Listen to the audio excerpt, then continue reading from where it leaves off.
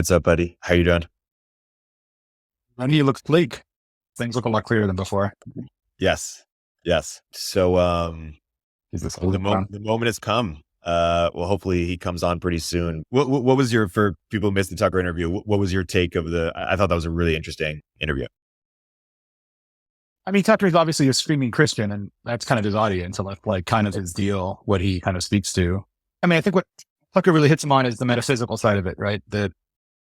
He has no metaphysics. I mean, it's the reality of it. Yes, you're saying he basically had no answers to very basic spiritual questions. Yeah, I mean, it's clear that the substitute for God in his universe is presumably AI that's going to come and give us the new gospel of ChatGPT, which, fine. I think he just come out and say that. He's implied that in more than one podcast. But I think we should hit on like the whole like nutty putty, like the whole food regime. Like, I don't think we need to go over that again. Like, I think that's so done. And we should just move beyond that. Let's move the conversation forward to like the next chapter of Bryan here, which is clearly he's trying to create a movement or a nation state around it, which is interesting. We should get into that. And less about which flavor of extra virgin olive oil he sells. Although we can get into that. One of his main ideas or sort of concepts is like, he doesn't care what people in this century think about him. He cares about what people in the 25th century think of him. And so I'm curious how he thinks about like what they will think of us in general. That's interesting. And it's an interesting long-termism in his thinking that, in my opinion, seems a little contradictory to his, frankly, total self-centeredness and his own longevity, right? Like typically people think about things happening centuries from now in the context of some greater entity that's going to outlive them, right? Like a civilization or a culture or a country or a book they wrote or something, right? But it's odd to hear people talking about in half millennium increments when that's just not the human lifespan. And he himself is actually fairly practical. Like, he doesn't actually think he's going to cheat death, right? Yeah. He doesn't actually claim that in his podcast, and he actually says the opposite. Yeah. No, I think it'll be an interesting conversation. It'll be good. He's here right now. I'll let him in. Bryan, we're really excited to get into some of your ideas and philosophy on a Moment of Zen. That's what we do here. Thanks so much for joining us today. Yeah, thanks for having me. So, Bryan, one of your main ideas is that you don't want to be judged by people in this century. You want to be judged by what people in the 25th century will think of you and your actions. Say more about that, and say what will they think of us today and of your actions? I arrived at that observation from reading a lot of history. When you're looking back in time 300, 400, 500, 600 years, you can gain a clarity about reality that is pretty easy. I mean, like, of course, you're benefiting from someone else's extensive analysis, but you can see the situation pretty clearly. Whereas in this moment, we're stuck in this fog of war. It's noisy and it's confusing, and you don't get the benefit of seeing the trend lines. And so my endeavor really has been trying to see clearly in the present moment of chaos. And so that thought experiment tries to help me say, of the 999 things that could be consuming my attention right now, what is the one thing that's actually worthy of my attention? And how did you end up with? Don't go for it, Antonio. So just to jump in here, I don't know if you listen to our podcast, Bryan, but we tend to be a little freewheeling, so I'm just going to jump right into it. And if it's too aggro, tell us to pump the brakes. I find it fascinating that you use that imagine looking in the rearview mirror in the future as a metric. So do I. So I don't know how much you know about my background, but I did a bunch of tech stuff, and then I wrote a memoir about it, like kind of not really tell all, but back in the day, it was weird to tweet about having worked at a big company like Facebook or Twitter. I wrote a book about it, and people ask me like, why did you do this? And I'm like, well, I think we're going through a unique point in history in which we're going from the purely analog to the digital. And 3 centuries from now, I want like at least a fighting chance on being like one of the half dozen books on the shelf that are like when humans, became the internet. Like, just give me like a 10% shot at being one of the 6 books that historians refer to. So I often use the same metric. What's interesting though, and I find interesting about your philosophy, I follow you on Twitter, by the way. My girlfriend bought your snake oil. She says wonders about it, by the way. But what I find fascinating about the philosophy is that on the one hand, you obviously are very long-term focused, right? You're viewing the world through the lens of centuries, and yet you're also viewing it obviously through the world of your own personal longevity.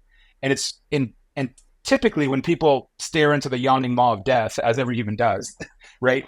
The way they sort of get over that existential despair is imagining the immortality of something bigger than themselves. Or Becker calls these things immortality projects in the what did he call it? The The Encounter with Death or whatever, his magnum opus. And, typically that's family or a country or religion or philosophy or even a company. But I know there is a philosophy behind your saying, which I think is what Erik was about to push you into. But like part of what I have trouble squaring is kind of the focus on the long-termism, which I think is great, but then also the focus on the sort of personal immortality aspect rather than the sort of diffuse immortality. Yeah. I mean, I guess it's also the case that if you look throughout history and you pose the question, what are the ways in which, how far can one think about reality? Now, if you're an artist, you can think about infinite, backwards and forwards. If you're an engineer, you're constrained pretty dramatically in terms of the technology that are right in front of you. And that's also true with cultural norms. And so really it's the function of ambition or aspiration or imagination is constrained to some degree depending upon your discipline. And my thought process is entirely not in the sci-fi realm. I'm thinking about it from a pure engineering perspective, but also a cultural perspective. And what I'm saying is that we're going to experience likely decades, if not centuries, of equivalent societal change in a highly compressed time frame. And so even though I use the 25th century as the thought experiment, that's ridiculous. Like we're going to basically be the equivalent of the 25th century in like 2075. It is upon us in terms of our linear thinking. And that's really what I'm trying to do is I'm trying to say, hey, as a species, everyone, this change is going to be so monumental and so fast, unless we bridge ourselves to some unknown environment, we'll probably have sold ourselves short of the imagination exercise we need to stand up to this moment in time. We'll be inadequate if we've got a more myopic view. So that's really, I'm trying to bend time and pull ourselves into the future, basically getting ourselves emotionally and intellectually ready for what I think is imminent. Yeah, I mean, I think that's probably empirically true. Although, of course, I think it's many generations always think that they're on the verge of like the apocalypse happening, that there's this, messianic moment. And then typically there's this is also kind of a post-Christian thing, right? There's some religious figure that's going to come and introduce a new era of things. But I think if you look at things like GDP curves or productivity curves, or obviously AI curves, it's clear that we are kind of at an inflection point. The cynical retort to that is of course, the human comedy never changes. And look at Twitter. If anything, we've reverted to a name-calling oral culture, even though it's empowered by like some of this very sophisticated culture. Yeah. But maybe you would call that maladaptive evolution along that technological line.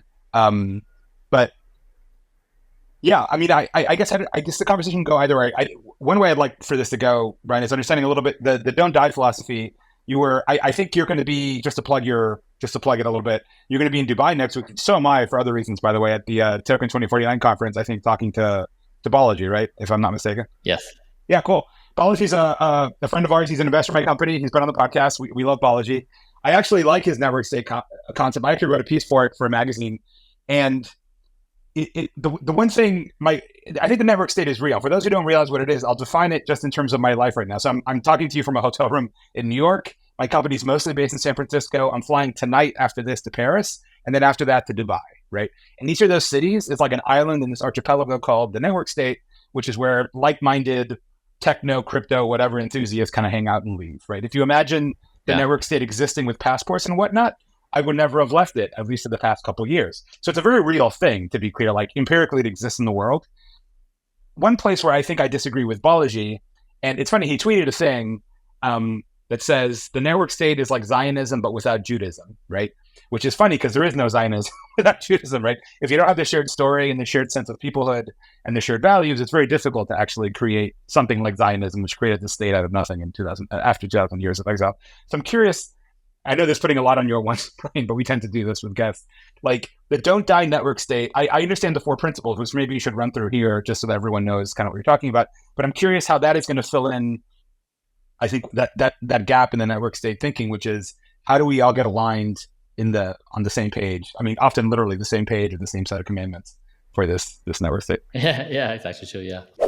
Hey, we'll continue our interview in a moment after a word from our sponsors. Quick math. The less your business spends on operations, on multiple systems, on delivering your product or service, the more margin you have and the more money you keep. But with higher expenses on materials, employees, distribution, and borrowing, everything costs more. So to reduce costs and headaches, smart businesses are graduating to NetSuite by Oracle. NetSuite is the #1 cloud financial system, bringing accounting, financial management, inventory, HR into one platform. That's one source of truth. With NetSuite, you reduce IT costs because NetSuite lives in the cloud with no hardware required, accessed from anywhere. You cut the cost of maintaining multiple systems and improve efficiency by bringing all your major business processes into one platform, slashing manual tasks and errors. Over 37,000 businesses have graduated to NetSuite, so do the math and make the move. Now, through April 15th, NetSuite is offering a one-of-a-kind flexible financing program. Head to netsuite.com/Zen. netsuite.com/Zen. That's netsuite.com/Zen.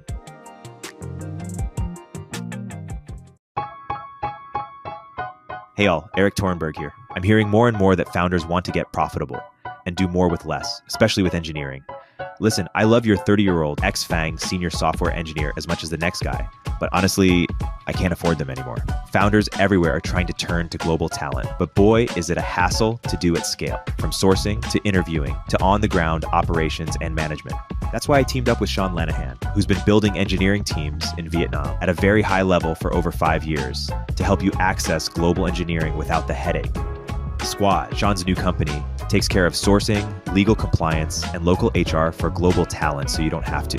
With teams across Asia and South America, we can cover you no matter which time zone you operate in. Their engineers follow your process and use your tools. They work with React, Next.js, or your favorite front-end frameworks.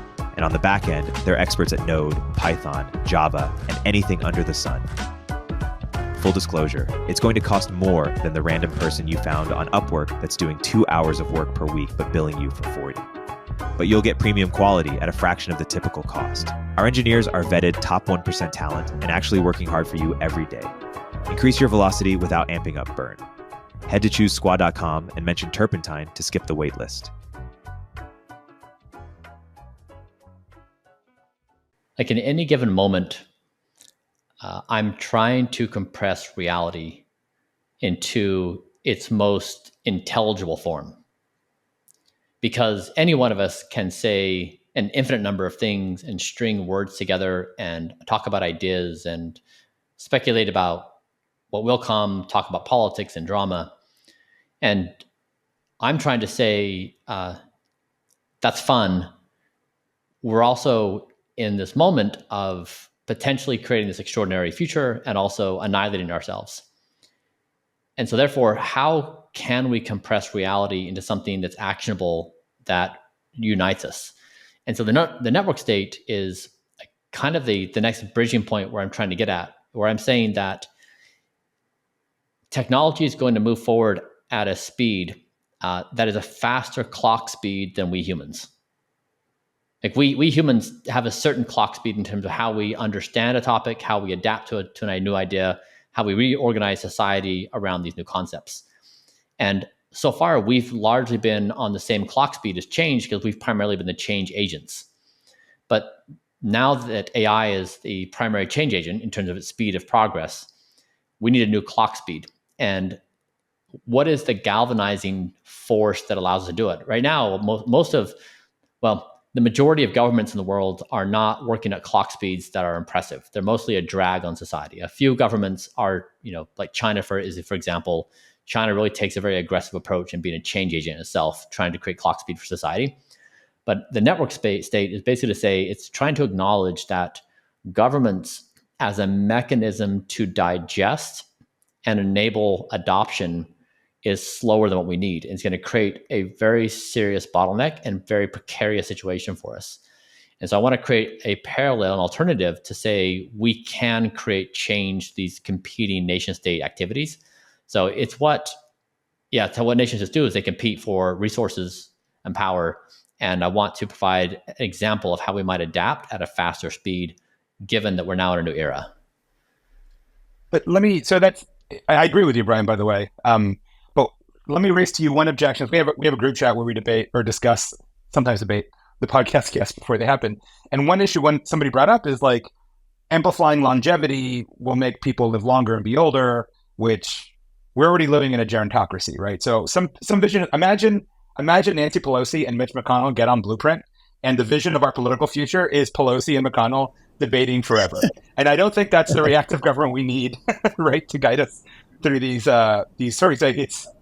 I mean, the way the society is typically advanced is that simply the older generation dies and the younger generation just fills in for it. And that's science advances one funeral at a time, goes the saying, right, in physics. So I'm curious, again, how do you square potential longevity? Are people just going to just have to perceive their age differently such that whatever happens? There's another thing that one of our friends likes saying is that technology that I experienced in my 20s is cool and exciting. In my 30s, it's just normal life. And anything I find out in my 40s is like evil and satanic and must be done away with, right? Yeah. So how do you avoid, and maybe the longevity thing stretches that out, right? So that it's like 2x the windows for each of those. But how do you work against that factor if you're trying to increase the gain function in like our reactivity? It reminds me, this is like what I call the Blade Runner fallacy, where Blade Runner takes place in 2049. And you've got flying cars and you've got droids that are indistinguishable from humans. Yet humans are identical. They're basically unenhanced. They have the same proclivities, they have the same thought processes, they have the same biases, same frailties. And so they made that movie because we need to be relatable to those humans. If we don't relate to those humans, we're not going to watch the show. But it's this idea that everything moves forward around us, but humans remain unchanged. And a lot of people take that same fallacy where we imagine a world where we're on the eve of creating superintelligence. And so we imagine that everything around us is going to change, but we remain unchanged. And so we imagine McConnell and Pelosi being in there, but I don't think it's true. If you say what is going to change, I would speculate that what's going to change is that, for example, we humans are currently the stewards of all knowledge. We learn it in school. We share it with each other. We have systems. We are the stewards of that knowledge.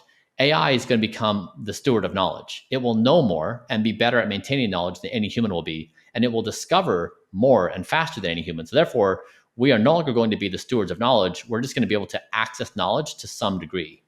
And that's going to fundamentally change many things. And education, how we understand ourselves, to intelligence.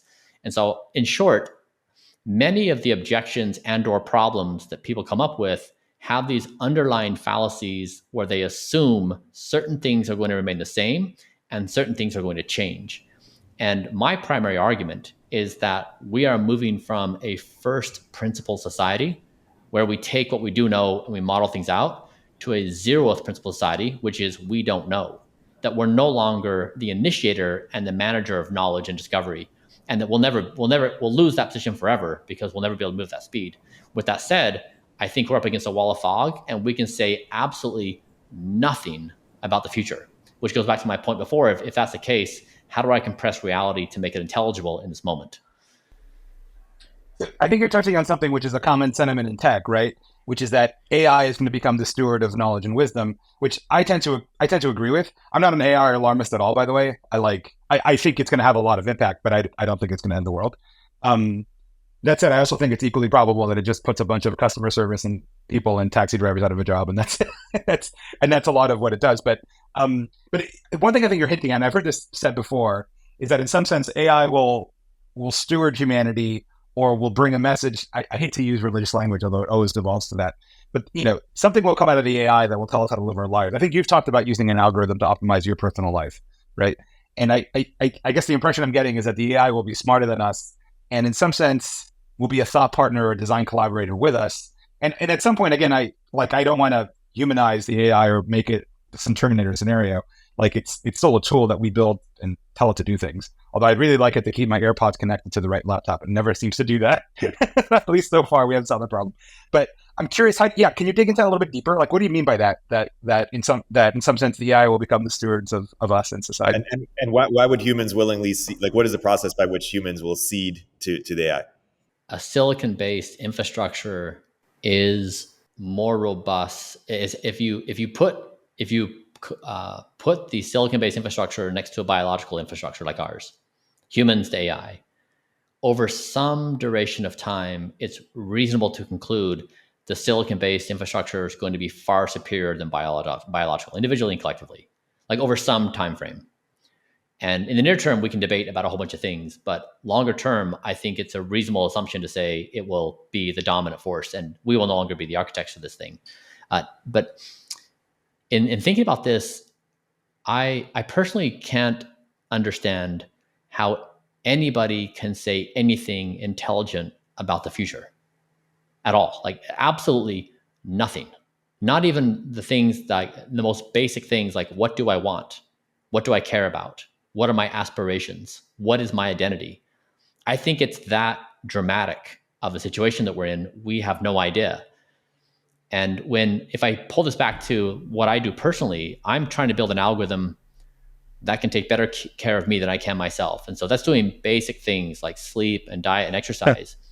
But if I've got nanobots in my bloodstream that are doing much more comprehensive adjustments to my biochemical state and repairing DNA and expressing with gene expression, at that point, who am I? I'm a computational infrastructure of some algorithmic purpose. And I experience free. I mean, I perceive myself to have free will, whether I do or not, like whatever that aside. But what I'm saying is we're walking into this mesh of a computational fabric that we are just part of this tapestry, that we're not operating anymore like we are right now, where we view ourselves as these individual agents, which we're really interconnected, but it's just gonna be much more so. And so I think that all of our attempts at trying to predict the future, model the future, anticipate problems, articulate problems has come to an end. And with that, and I say, if that's the case, if we really are just running our mouths and it's gibberish, what do we do to make what do we say to make intelligence intelligible, or to make life intelligible? Yeah, I mean, so I guess it's funny. I think we're more aligned, Bryan, than I thought we'd be in this podcast. Like I don't actually like. I agree with you. Like the thing is, like I don't find it that shocking. Like if my doctor told me something that like Google and WebMD wouldn't back up, I'd like call bullshit on what the doctor said, because I assume. And then at some point, like I think there are anecdotes, but many anecdotes coming out of people diagnosing conditions using AI better than a suite of doctors. Like that feature is obviously arriving. I guess I don't find it so terrifying, right? Like the reality is, we couldn't go back to a hunter-gatherer diet. Like much of our diet's been accommodated to, assuming we cook food. We couldn't even live basically half naked like we did before in most of the climate. I mean, I'm staring at Midtown Manhattan right here. This is the most artificial thing in the world. Like if the elevators give out in these buildings, this would all become uninhabitable. But we all just live that way. And we live with this conjoined organism between, what we've created in our natural selves. I guess it reminds me kind of, a lot of this AI debate, by the way, reminds me of like, you probably remember, Bryan, we're probably roughly, I mean, I guess you're younger than me. Oh, certainly biologically way younger than me. But you probably remember the debate when like IBM Deep Blue happened and like the human lost to the computer for the first time, and it was like this massive crisis. And it just, at the time, it just seems so dumb to me, because it's like, who cares? It isn't humanity losing. It's humanity, the chess player, against humanity, the tool builder, who's actually competing here. And it turns out humanity, the tool builder, is actually better than the humanity, the chess player. And guess what? People still play chess. It's still extraordinarily popular, partially because of a Netflix series, but whatever. People still play the game. It wasn't the end of the game, which was, believe it or not, serious people thought chess would be over as soon as a computer beat a human playing it. So like a lot of these concerns about AI, I think, are a little fake, and that whatever, we already are a hybrid with our technology, I guess. But are you saying we're getting to a point where it's way beyond anything we've ever seen, and you can't even extrapolate from stagecoach drivers losing their jobs because cars came around, or secretaries losing their jobs because Excel and Word came around? You're saying that we're actually entering a point that it's actually way beyond anything we could historically model. Exactly. What I'm saying, and this is why I do the 25th century thought experiment, is we could raise the question and say, do we think taxi cab drivers are going to have a future or not? We can say, who's going to win the 2024 election? We can say, do we think we're going to hit, carbon emission standards by 2030? We can say these things and debate what we think about these topics. And what I'm saying is, to me, that's all noise. The only question that's relevant to us as a species is how the 25th century views this moment abstracted out a few hundred years. Now, when you do that exercise, all these minor questions get washed. It just doesn't matter. There's this one gigantic question: is there a future for us as humans? Is there a future for intelligence in some other form to continue on this planet and maybe even beyond? And to me, that's the only question that matters. And I really don't care personally to engage in any other short-term contemplation, because to me, it's absolutely irrelevant. There's so many people that can fill the void with their opinions about these short-term things. The thing that I found to be the most difficult is, how do you find signal and clarity of thought in amidst this chaos when it's so hard to predict. Like I've had discussions where people are like, no, I don't believe what you're saying about AI. By 2030, no way is this going to happen, or by 2040, whatever. But you take the argument and say, okay, let's just say 2100 for the sake of whatever. Most everyone concedes, yeah, like AI is definitely on a trajectory, probably going to be the case that it's superior to us in all ways and in all things, and in ways we can't even understand on that time frame, which then invites the humility and soberness to say, all right, how do we understand this moment? And so I'm trying to get this moment correct. Otherwise, we're all just talking heads running our mouths, and we have no idea what we're talking about. We're missing really what this moment is really about. Yeah, no, I agree with you. Just a quick question, random thought I had, Bryan, because I know you think a lot about extending your own life, and you have this cool metric when you think about how many months you age for every actual calendar age, which I think is a really cool, as a former product manager, I think it's a really cool KPI to have as a person. But let me ask you this question, ridiculous, cocktail party question. Would you sacrifice a year of life now to live 10 minutes in 2500 and answer some of your questions about what does the future actually look like? To get to see 10 minutes in 2500? Yes. Easy. Yes. Hold on. Wait. So the guy who's literally bending heaven and earth to literally age as slow as possible will just whack a year down the tubes just to spend 10 minutes in 2500 and actually answer some of these questions. Wow. Unquestionably. My endeavor is not to die. My endeavor is that intelligence gets the answer correct and we don't extinguish the flame of consciousness. And so my personal endeavor is a representation of a larger philosophical revolution I'm trying to say, which is, as a species, the only thing we understand right now is don't die. Individually, collectively, the planet and AI, that you have to rebuild the foundations and fabric of society around that singular game. And so I'm basically just showing what that game is and what it looks like day to day in practice. But really, it's a representation of a philosophy. That's it. I mean, so I would not be stingy with my years of life. My objective is thriving of intelligence beyond what we can comprehend. So let's dig into the don't die thing a little bit. And I think you're right to take the movement and like meme it down to a phrase. I think our friend Balaji is actually very good at this. But let's think about it for a second, because most philosophies and religions, what they actually tell you is not don't die. They tell you what you should actually die for, right? In the case of patriotism, it's often like literally dying in combat. In other less extreme philosophies, it's more like, what do you give your life for such that you look back and look at it with gratitude and pride and sense of happiness? But that you're saying the opposite of that. You're saying the negation of that. Do you think that's enough, like, to actually answer some of the moral questions, like practically we face in a network state, for example, the don't die? Yes. And so every game that has been generated to date is a cope for death. So we say, if death is inevitable, let's make up pretty stories about what exists after death. And let's make up pretty stories about what we can do right now to achieve that pretty existence. But we've moved heaven and earth in order to cope with the inevitability of death. And these meaning-making games give people biochemical states in the form of meaning-making where it soothes the suffering of our wretched existence. And to imagine that we can't remake those games that give biochemical states that remap our existence, we'd be short-sighted. Yes, like, just because we've created that, I mean, it actually is evidence we can create brand new games that don't rely upon death as the trigger. We are in a highly adaptive species. So yeah, I think we absolutely can remap it and do it very quickly. Yeah, that's interesting. I think that's probably the first time we actually disagree, Bryan, because I think we describe as the meaning-making games. I would describe, at least to date, and maybe things will change, as much of human civilization, right? Like, you're right that it is a cope for death. It absolutely is. I mean, we agree with Becker in that case, right? That Michelangelo painting the Sistine with death, he absolutely is. Parents are looking through the children's faces, knowing that they're staring into mortality, right? They're coping with death, no question. But if you take away that cope with death, it doesn't seem like there's that much left. You'd have to reconstruct most of the motives, most of the engines of civilization in that world in which you don't feel, the cold breath of death at your neck, right? And how do you do that? Because when you've retired that cold breath of death, it's almost like the UBI fantasists who think if everyone didn't have to work for a living, they'd all become wonderful jazz musicians or something. Like it just doesn't happen, right? And so I'm just curious, like, what would those games be like, or what would it look like if that doesn't, if the chase of immortality or the evasion of mortality is no longer the engine of civilization? Yeah, I mean, to me, the most effective way of doing this is having a conversation with our ancestors a few hundred thousand years ago, or a few million years ago. Homo erectus 2 million years ago.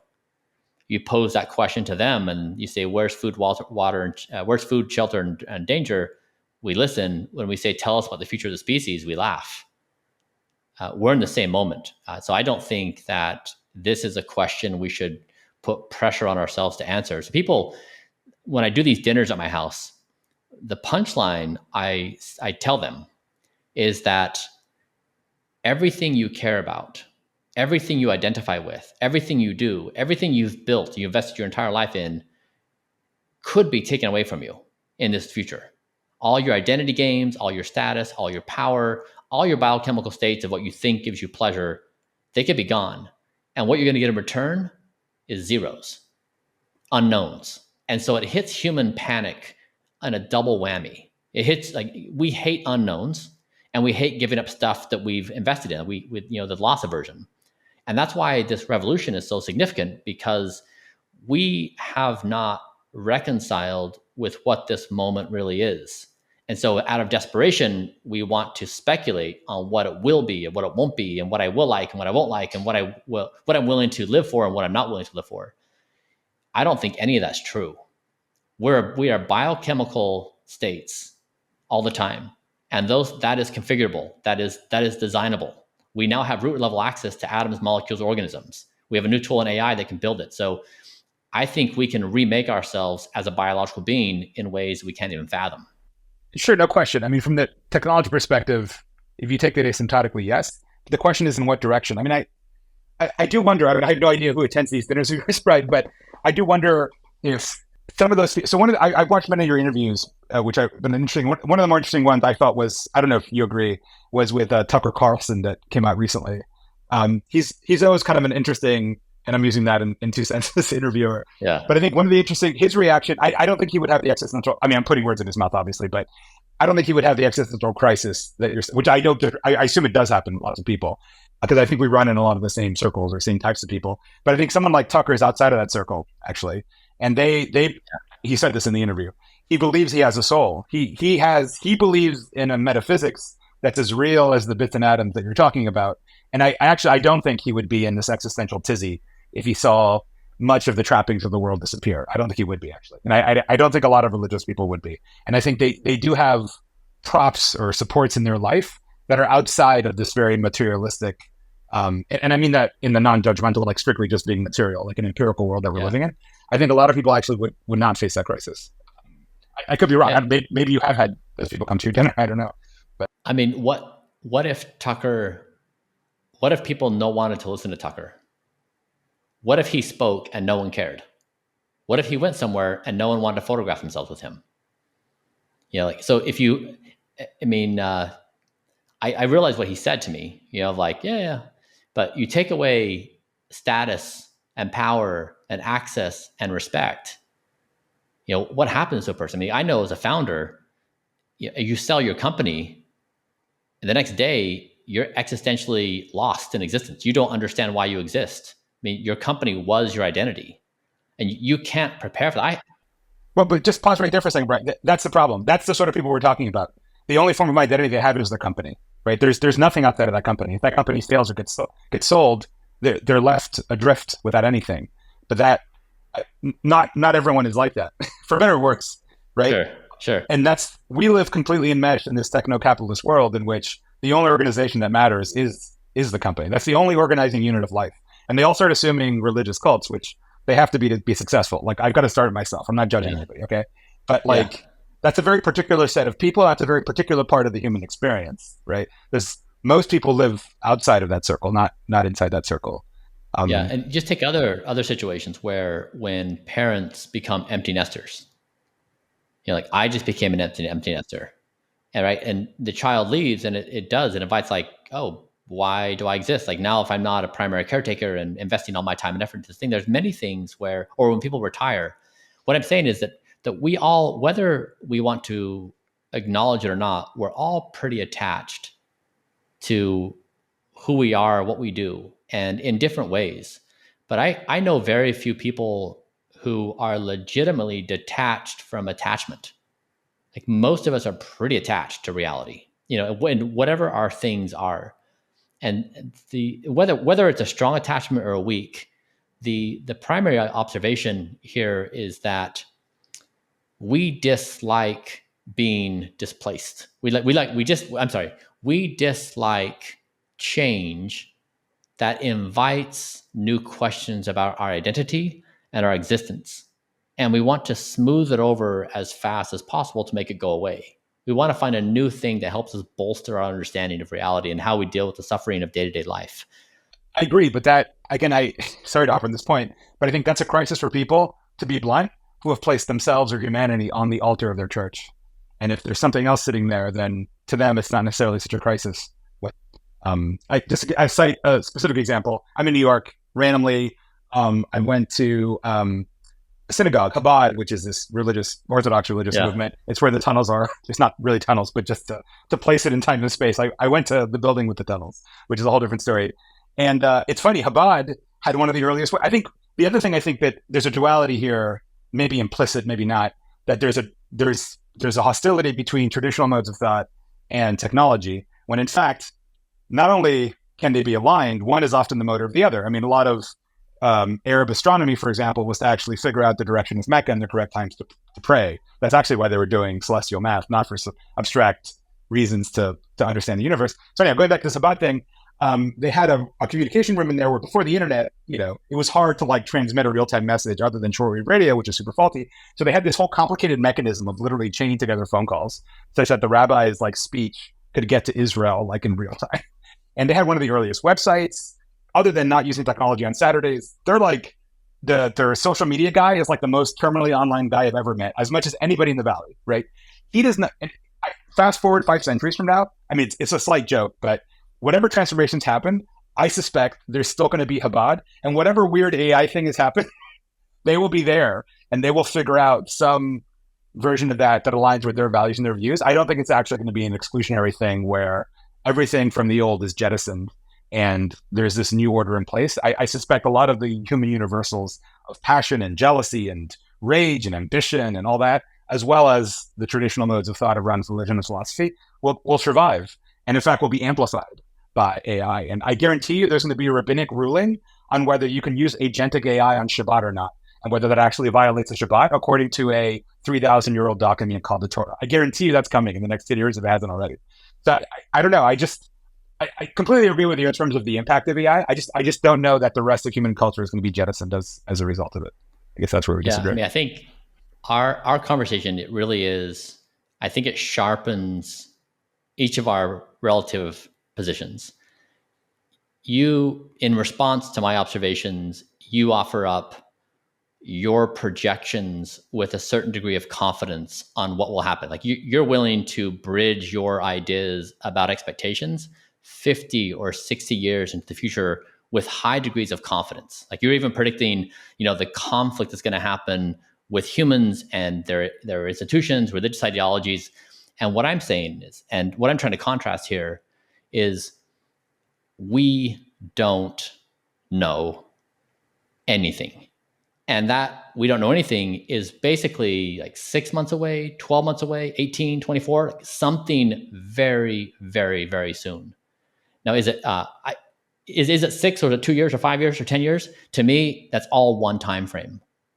And I'm saying if we walk into this future, and we are incorrect in thinking more than we do, we're going to be in trouble. Because we've now prepared ourselves to fall off this cliff. Whereas what I'm saying now is, hey, it's most likely going to be the case that we can't model these things out and predict it, and things are probably going to change unfathomably. Therefore, it's better to start laying the groundwork for a new tapestry of a game we can play to bridge ourselves into a stable foundation, and that's don't die. I mean, otherwise, you bring superintelligence into the world. What do you do with superintelligence? How do you know where to point it? right? I mean, immediately the U.S. is going to want to be better at warfare. We're going to be better at killing people. People are going to be better at social media. Like we're going to use for all the games we're playing today. And so I'm trying to be a perspective that is unusual in the world today, where the majority of the people I hear talking are confident they have the answers on what at least the questions are. In my journeys, it is rare to try to find a path on what we practically do in this moment, outside of speculate that things are going to be like they have been, just different. Well, let me ask you a question, Brian. Do you feel the amount of change that's about to happen in the next 30 years is even greater than the amount of change that happened between now and 500 BC when the Bible was written? You think the step function change we're experiencing in the next 30 years is bigger than the change from now to before the birth of Christ, just to pick a milestone? Unquestionably. And I think you can make that a quantitative answer. You could basically look at the history of humanity as a computational substrate and just run the numbers and say what kind of computational infrastructure is in the next 10 years, 20 years, 30 years relative to the past. Yes, I think you can actually reduce that to a mathematical function and say, yeah, reasonable that we'll see that kind of change in that kind of time frame. And Bryan, one example you talk about is COVID, how within weeks our whole, all governments just flipped on a dime, right? And we now had a new sort of paradigm of how we're supposed to live, and that there's something similar could happen here. Talk about what that flip might look like flesh it out, because it still seems kind of abstract to me of how there will be more change in the next 30 years than in the last, several thousand. So say more about what this could look like or how this could happen. Yeah, even the smallest of changes. So for example, when Trump got deplatformed, the state wasn't the source of power. It was a technology company. They were the arbiters of free speech. Trump was no longer the most powerful person in the world or in the USA. Another power superseded him. Now that was a very, very small example. But if you march that forward and AI is doing things like it's better at identity verification than the government. It's better at keeping money secure. It's better at providing security. It's better, like the most basic functions of society that we settled, AI does that, and then society wobbles. Who's in charge? And does the government have the wherewithal, the authority, the confidence to carry on in its basic functions as a species? And so we saw governments wobble during COVID. Right? There was like a lot of questions like, do we trust these people in power? Are they honest with us? Do they look after our best interests? Are we going to devolve to anarchy because we just don't think that there's infrastructure to keep us in place? Society is so fragile. Like it's so much more fragile than we imagine it to be. And it doesn't take a lot from AI progress to wobble society in meaningful ways. And so you just take the trajectory. Yeah, I think we're going to wobble. I think crisis is going to open up. And that's not going to stop the progress of AI. So we're going to wobble, and then it's going to get worse. And then we're going to wobble even more. It's going to get even worse. And so it's a compounded situation where, this is what I'm saying on the clock speed, if you match societal's clock speed to adapt to change with the speed of technological progress, when you've got millions of groups around the world working on these AI models, it's a mismatch. And so we have to come up with some kind of way to weave ourselves together so we can survive what's coming our way. And I don't think that any of us offering up our perspectives is going to actually improve our chances of survival. I think we're in a different game than we have been before. Okay, but just to be clear, though, Brian, I mean, your view that in some sense we have to jettison the old for the sake of welcoming the new is a viewpoint in a way, right?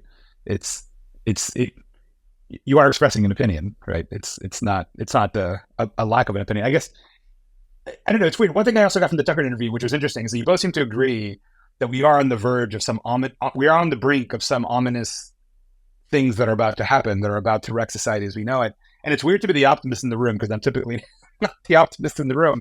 But I don't know. I just don't see it. It's funny. There's this author, Rebecca Tracer, whose politics I hate, but she wrote this book called The Paradise in Hell, about how, in fact, we have these ominous visions of when society breaks down, everything goes to hell and becomes like a zombie movie. But that's actually not true, right? And she cites many examples. I went through Hurricane Andrew in the 90s in Miami. Miami fell apart.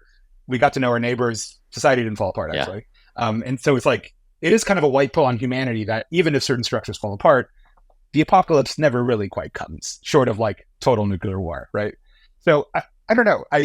It's odd to me that to be the optimist in the room, but one of the implicit things in your interview with Tucker was like millions are going to die when this really hits the fan, and maybe, but guess how many are going to be saved by better cancer diagnosis because you're going to have an AI bot that reads the X-ray better than the doctor does, right? I don't know. It's hard for me to just see it as a total negative. And I feel like a lot of people have the view that Antonio has, Bryan. So what do you say to convince those people if you're trying to convince them of the sort of magnitude of what's happening? Yeah, I mean, I'm not. I don't foresee negativity. I don't foresee collapse. I'm neutral. Like, I'm not saying it's positive or negative. I'm simply saying the speed of change is faster than our ability to manage it. That's the entire premise. Now, when speed of change is fast, but that's been true for 200 years, right? I mean, yes, but that's been true for 200. But you're saying the acceleration now is faster than the Industrial Revolution, or, I mean, okay. Sorry to cut you off. Sorry, go ahead, Bryan. Yeah. And so if that speed of change is faster than we humans, then it invites a question of what do we do? And that's how I've tried to collapse reality into don't die. Whether you think these speculations about the degree of change are accurate or inaccurate, what I'm trying to say is that in this moment, the most rational thing for intelligence to do on this planet is to recenter ourselves on don't die. It's not an unadulterated pursuit of money. It's not an unadulterated pursuit of power or of territory. It is remapping to don't die, that we evolve ourselves past this primitive state where we're at now. And so you don't need to speculate beyond. I'm just saying we need to get the fundamental game right so that it's not keeping the world at fingertips away from self-annihilation at any given moment.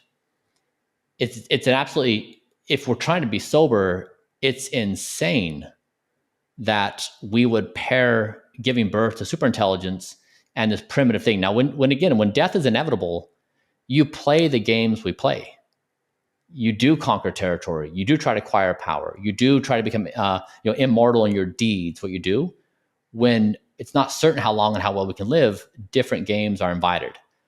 And that's the gist. I'm not willing to say with any confidence on anything on the horizon, just simply trying to make the observation that that's what the 25th century would advise. That's what they'd whisper into our ears if they could try to speak wisdom to us in our current insanity.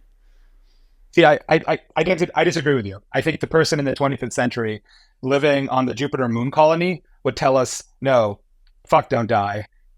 Go explore, become a multiplanetary species, launch those rockets, go out there and roll those dice. And then I think a lot, not to characterize you as this, but a lot of that don't die philosophy reminds me of, I don't know, retirees who are, in fact, yes, if you're 70 years old and living in Palm Beach, don't die is your goal in life. When I get to be that age, that's totally going to totally be me.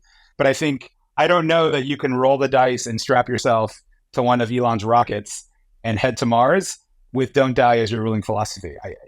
How does one manage that? Like, how do you? I assume you're pro tech and Bryan and Balaji are transhumanists, right? So they want all those things too. Okay, help me understand that what seems to me to be a contradiction. Maybe it isn't. Yeah, I mean, so your zeroth order priority right now is don't die.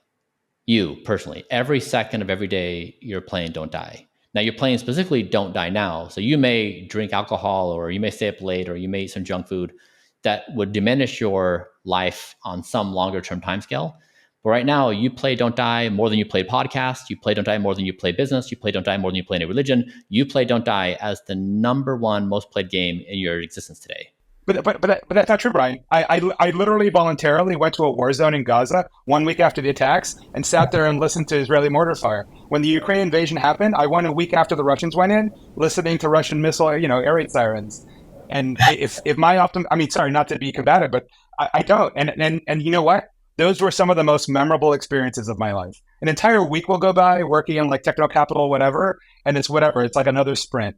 But the sound of like literally hearing Israeli artillery going off and driving on a highway, we're looking at the Gaza fence, thinking we're about to get hit by an anti-tank missile. those I will never forget for the rest of my life. Yeah, I don't know. Yeah, it's hard to reconcile that.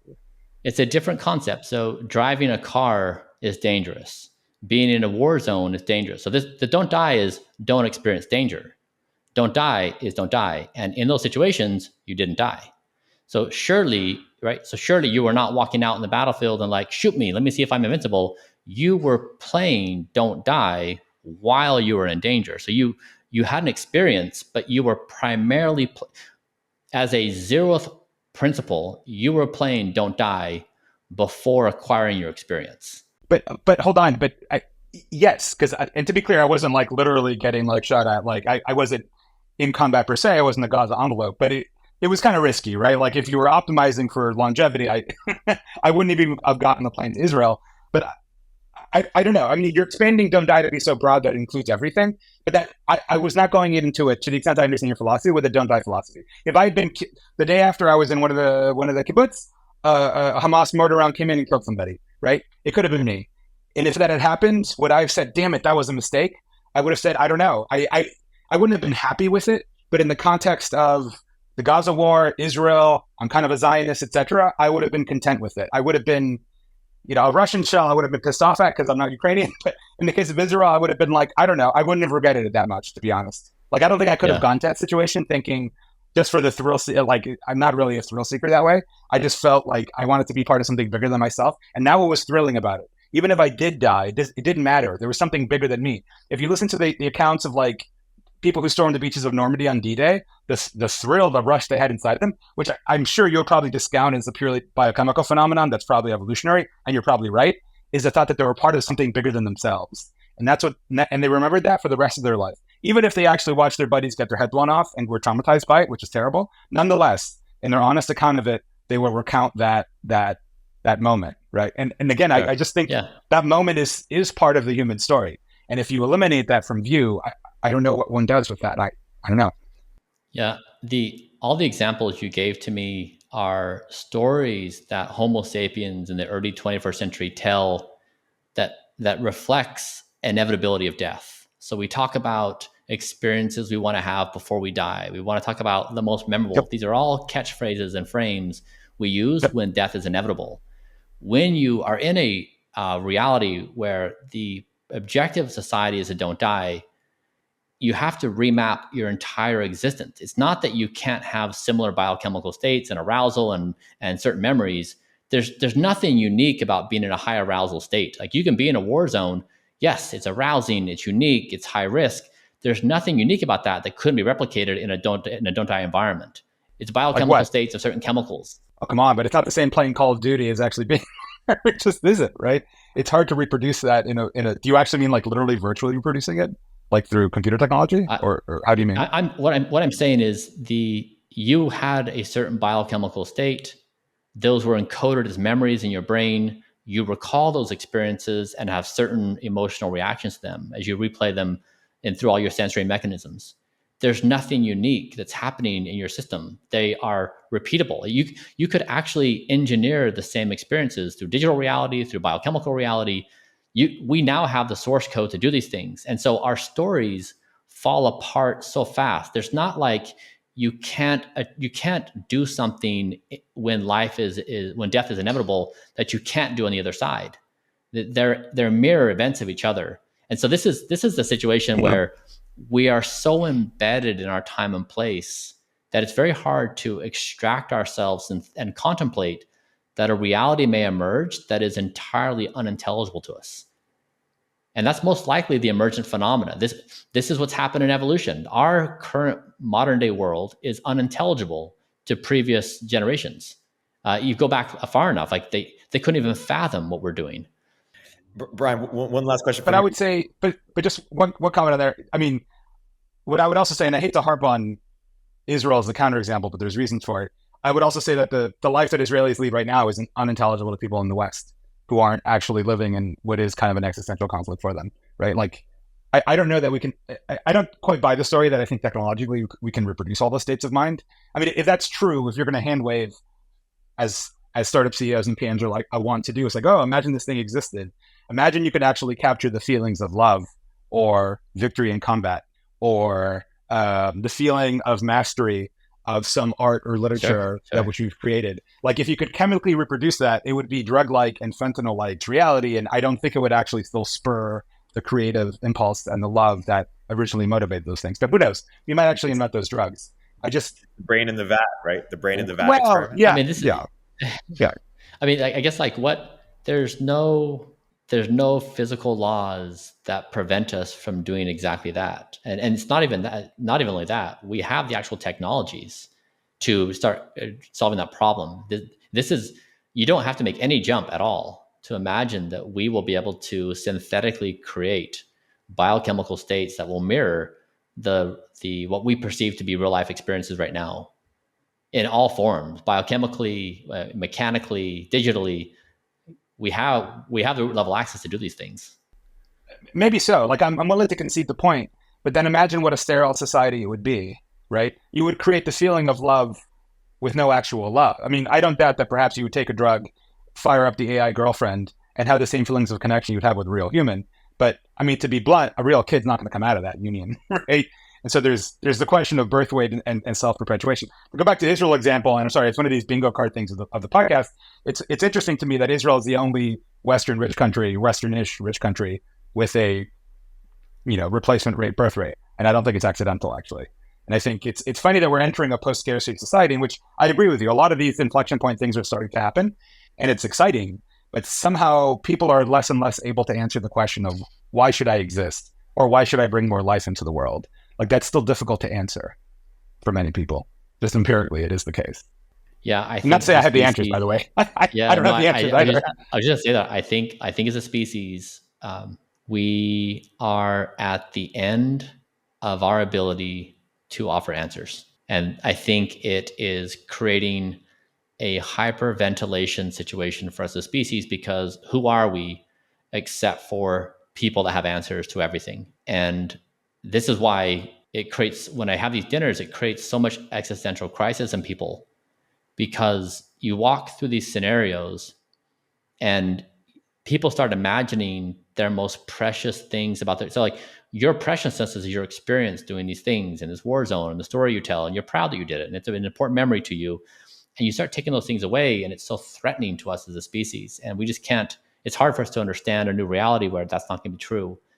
And I think... Well, hold on, but just to be clear, Bryan, since you're lighting over my comprehension, to be clear, what I think is going to go away is the side that can't answer those questions, not the side that can. Again, to be clear, it's Israel's whose birth rate is positive, not our countries and not our societies that lives in this pixelated goo that we call techno-capitalist life, right? So like what I see being swept away is actually not the experiences I had. It's this other world that I think was going to have a hard time. But I agree with you that I agree with you fundamentally that we're hyperventilating and we have a hard time of answering the fundamental questions. And so what do you think the answer is? I mean, do you think AI is going to provide the answers? Like what? I agree with you. Like those answers are hard to have. Do we regress into previous modes of answering that? Or I think you would say, no, we're reframing, like the questions we're even asking are different, much less forget the answers, right? Okay, interesting. Yeah, I think that the benefit to listeners of this conversation is you and I are good representatives of two different ways of thinking about the future, right? Where you offer a perspective where we can make reasonable guesses about the future because we can map what has been to what will be to some degree of a proximity that gives us some kind of sturdy foundation. And I'm approaching the conversation saying we can't, that we can no longer model the future. And if that's the case, then it invites the question of what we do. Because what I think when you can model the world to a reasonable degree, you can say we can keep on doing what we're doing, and we can maybe adjust this thing here and there. We're going to ask this pressing question, and I'm saying it's actually going to be a rewrite of reality beyond our comprehension. And if that's what we're up against, then how do we understand reality? And I'm trying to offer up a new framework of sturdiness that gives us a new reality to play with. So we as a society can say, yeah, we're okay. We have a game to play. We have meaning-making understanding. I have an identity. I can be focused. Like I have stuff to do. I'm not deprived of all things in existence that I understand myself. So I think viewers can make their observations on where they land on that spectrum. But I think that's probably the value of the conversation. Yeah. By the way, to be clear, I don't know that we're opposing sides of it. Like, I agree with you. Like, it's interesting, for example, getting to the birth. I mean, in birth rate is just something you can measure, that in some sense measures a society's ability to will itself into the future. You see birth rates going down the world over. It's not just like a Western post-Christian thing. Like the world, anything modernity touches tends to say, oh, look, we're not doing this kid thing anymore. And a lot of it's economic and practical. But I do think that humanity as a whole has gotten to a point where we're just asking questions that the traditional answers don't. And maybe last question, and we'll get Bryan out of here. Is birth rates part of your plan, Bryan? Or like, do you see that as a major problem that needs to be fixed? Because you could imagine another version of Bryan Johnson that's like having 100 kids and doing you have children, right, Bryan? Yeah. I do. Yeah, but not 100. Yeah, well, I joke in the book I wrote, Don't Die. I joke in my author bio that I father millions of biological and digital offspring that are throughout the galaxy.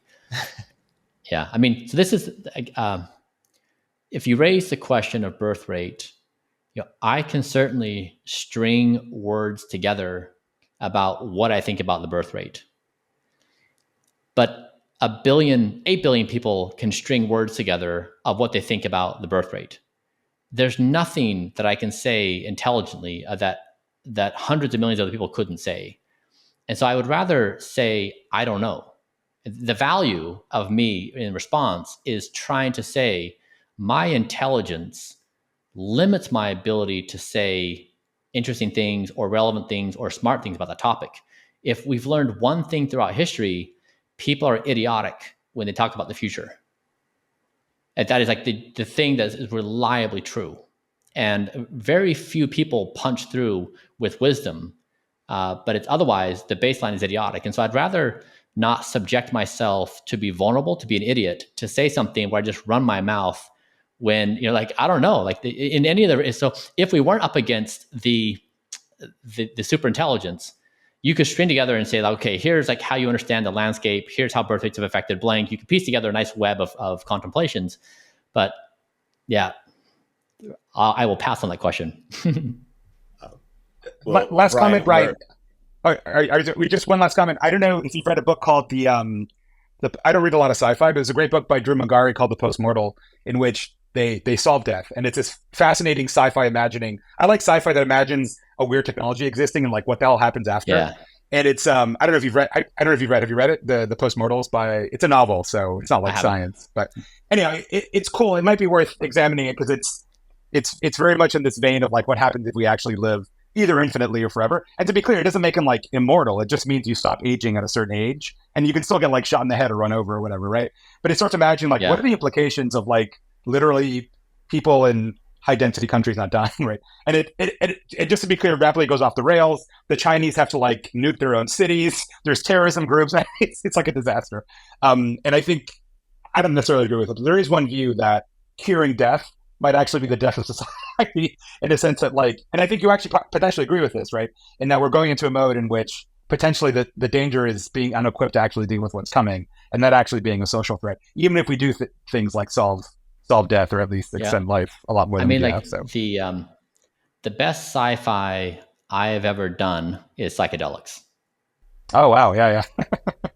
Right. So like you take a sci-fi author and they simply take what happens among humans. Like we play power games, we gossip, we have drama, we assassinate each other, we do all of our things. And so sci-fi takes all those baseline principles and maps it onto different technological substrates and realities. But most of the core things about human remain the same. And so therefore you're constrained, because otherwise people are not going to read the book. But you do a psychedelic, you're transported to a dimension where none of your preconceived notions hold very strongly. You're in a different reality that has new coordinates, bearings. So to me, that's the most interesting thing is like how can we imagine these spaces that bridge us to these new unfathomable lands in some way that make it somewhat intelligible for us. Which psychedelic? I've taken mushrooms. I'll cop to having taken psychedelics as well. I'm curious, what psychedelic have you taken, Ray? A few. Okay. We'd have to go into details. We got to get Bryan out of here. Yeah. Okay. Bryan, you've been super generous with your time. Thank you for joining Moment of Zen. It's been a great discussion. Thanks, and I'm going to fly out for one of these next dinners. I look forward to it. Great. Cool. Okay. Take care, Bryan.